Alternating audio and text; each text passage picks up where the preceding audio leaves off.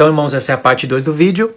Alguns assuntos sobre calvinismo, sobre como ler a revelação do Novo Testamento. É um vídeo prático para quem conhece as duas casas de Israel, mas também uma defesa da fé, uma defesa do Evangelho.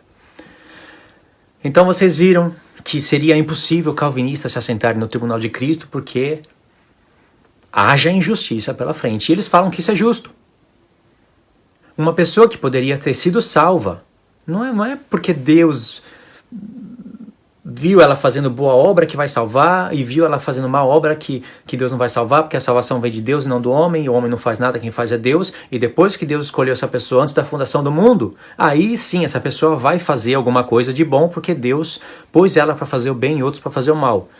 Amei Jacó, de Esaú, enfim, Romanos 9, torcido até o fim. Se a epístola de Romanos fosse uma roupa, não daria mais para usar, porque seria tão torcida que não teria mais como usar. Ia rasgar a roupa. Então é isso daí. Assim que eles vão julgar o mundo, que eles iriam julgar o mundo se assentassem no tribunal para julgar a igreja de Deus.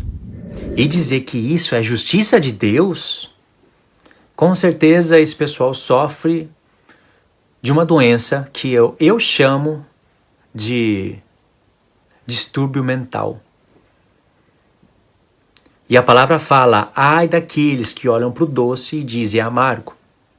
E olha porque é amargo e diz é doce. Que pega o bom e transforma em ruim, e o ruim transforma em bom. Ai desses. É doce isso? Você é pior. Era um cara que não presta para nada, não prestava para nada, né? Como alguns dizem, depravação total. Deus salvou você. E aí seu pai e sua mãe, que nem eram tão depravados como você, ou só seu pai, ou só sua mãe, ou seu irmão, tanto faz, não são todos numa família que vão salvar. Deus podendo salvar eles, não quis salvar, porque Deus colocou um tropeço na vida deles e não no seu. E isso não tem explicação, porque você só vai entender isso no tribunal de Cristo, não sei como, mas os calvinistas dizem que vocês vão entender isso lá no tribunal. Não dependeu das suas boas obras, porque Deus não olha isso.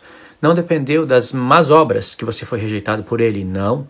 Dependeu unicamente de que ele é um misterioso e poderoso e soberano e tudo isso daí que você escuta. E fica satisfeito com isso porque você é barro, não pode questionar o oleiro, etc e tal. Aquela coisa, aquela monstruosidade que tiraram de Romanos 9. E isso é justo, isso é bom. Isso é bom, né? É bom porque você se diz o eleito. Agora, e se fosse você no lugar do outro? Como é que você vai amar o seu próximo como a si mesmo, sendo que você não desejaria isso para o seu próximo? De maneira alguma. Como é que Jesus vai falar para você amar o seu próximo como a si mesmo, se você não deseja isso para o seu próximo? Nem Deus amou o seu próximo como a você mesmo.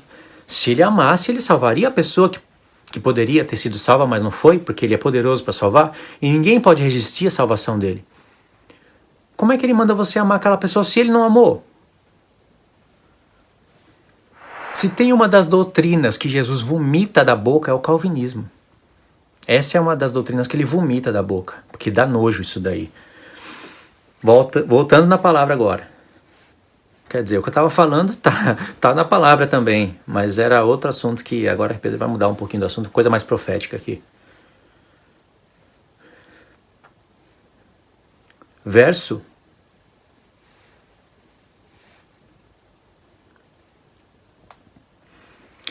9. Olha o que Pedro fala para a igreja.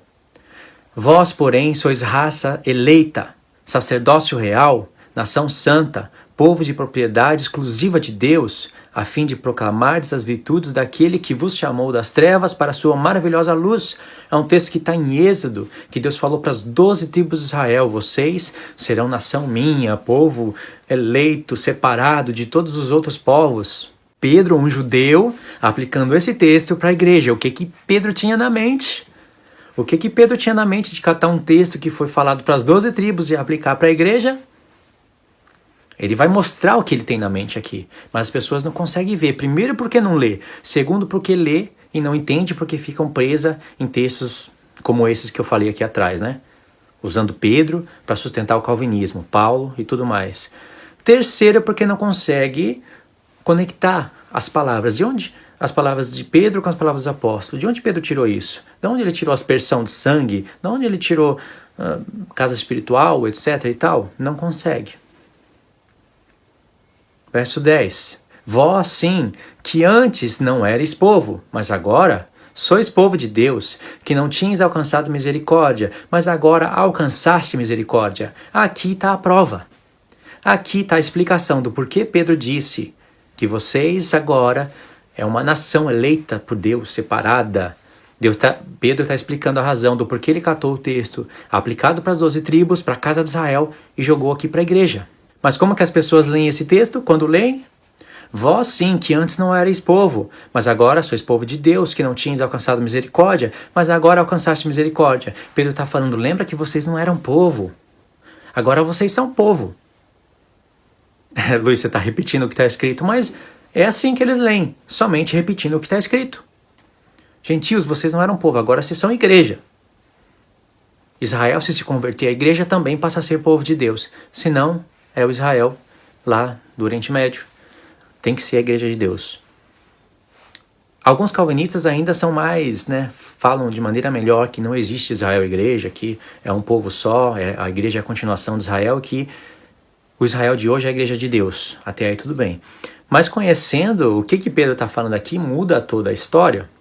Ainda que chegando em Apocalipse, olhando para os 144 mil, primícias para Deus, e compreendendo que aquilo é uma totalidade do povo de Deus, 12 vezes 12 vezes 1000, ainda que tendo essa parte correta, eles não compreendem qual foi o plano desenvolvido por Deus para chegar nesse desfecho. Então esse desfecho não é um desfecho total.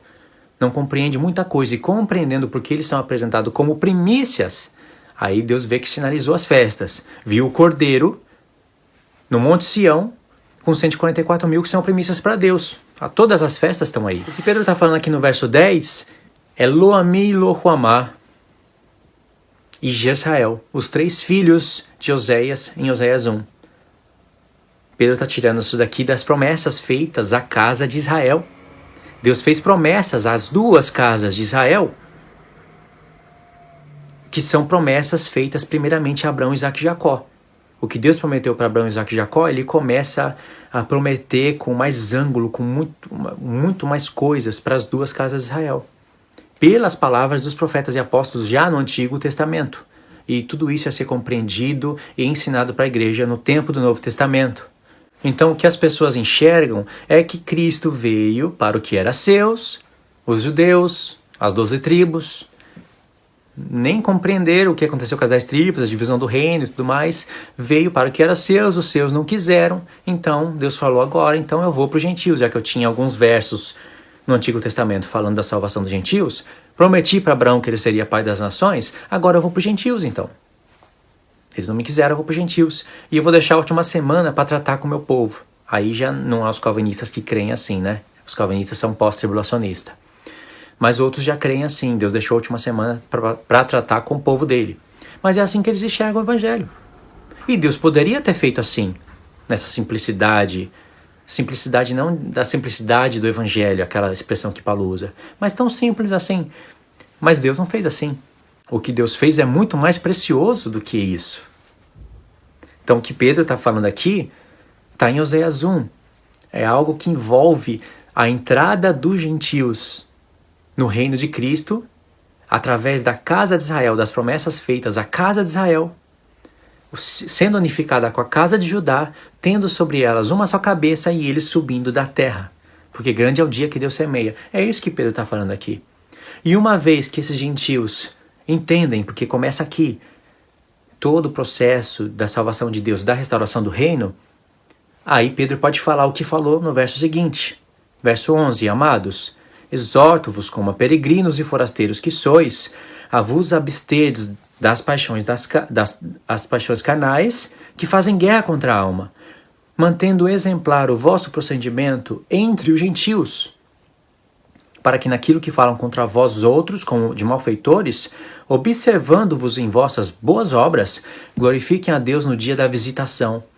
Pedro está escrevendo para a igreja e fala, olha, tenha boas obras, bom procedimento entre os gentios. Está escrevendo para os gentios, não está? Sim, mas ele está falando aqui para os gentios que eles agora são casa de Israel, unificados com a casa de Judá, formando o Israel de Deus, agora eles estão separados das nações. Isso explica o verso 10. Agora vocês são povo, nação eleita, povo sacerdotal, realeza. Agora sim, casa de Deus é vocês. Sacrifícios espirituais não é mais com animais, é feito na casa de Deus. Sacrifícios espirituais agradáveis a Deus. Olha só a mente de Pedro. É claro que se você não conhece as duas casas de Israel, não entendeu porque eu sinalizei Oséias, falei algumas coisas assim, é porque você precisa assistir alguns vídeos que eu falo sobre isso. Vou deixar o link na descrição. Mas se você já conhece as duas casas de Israel, olha aqui. Olha que leitura. Olha que diferença. Você vai ter vontade de ler Pedro ou não vai? Aliás, qual foi a última vez que você leu Pedro? 2018. Nós entramos agora. 2017, você leu a carta de Pedro? Deixa aí nos comentários se você leu a carta de Pedro em 2017. Se não, é sinal amarelo. Eu sei que muitos irmãos não leram nem metade da Bíblia desde 2015. 15, 16, 17, a entrada para o 18. Não leram nem metade da Bíblia. Mas agora vocês vão passar a ler, não vão? Já tem um caminho limpo. Já vão ler compreendendo muitas coisas das festas, das duas casas de Israel. Vão aprender muito mais lendo. É claro que algumas outras coisas precisam ser sacrificadas para poder fazer essa leitura, mas vale a pena. Qualquer coisa que você for estudar relacionada à palavra de Deus, é melhor você estudar primeiro a palavra. Agora, aproveita que vocês têm pessoas para ensinar. Eu não tive quem me ensinasse tudo assim, dessa maneira. Eu aprendi essa questão das duas casas de Israel através de um judeu chamado Yaakov. Só que eu aprendi com muitas coisas do judaísmo, tanto é que eu lutei mais ou menos 1 ano para tentar desfazer isso. Mas isso me levou a estudar a Escritura. Eu vou contar esse testemunho para vocês. Deus me colocou entre pessoas para conhecer alguns pontos, até sobre a besta, o islamismo, etc. e tal. Só que eu tive que filtrar muita coisa. Eu não tive quem me explicasse dessa maneira. Vocês têm. Mas não quer dizer que por isso não precisa ler. Precisa ler para Deus acrescentar muito mais. Tá bom? Então é esse o vídeo, né? Ele foi meio assim, meio calvinismo, meio anticalvinismo, meio falando das duas casas de Israel, mas eu quis fazer esse vídeo assim, tá bom? Então a gente se vê nos próximos estudos, link na descrição, se puder compartilha o vídeo. A gente se vê nos próximos estudos então, tá bom? Deus abençoe.